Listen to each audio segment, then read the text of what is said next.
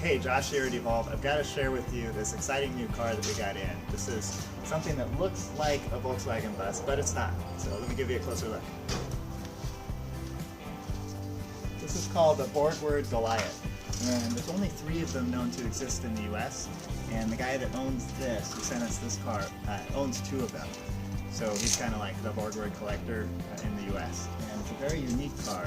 Sort of an upscale version of a Volkswagen bus, so it was competing against Volkswagen for the higher end market. And so there's little touches and hardware pieces that are just upscale. The interior had some wood dash trim and a wood floor.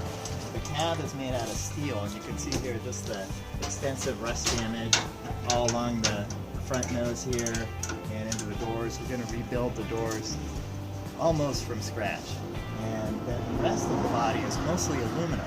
So it's all going to get stripped down to bare metal. We're going to take the body off the frame, and this will be a concourse level restoration, and it will be accomplished over the next 12 months here at Evolve.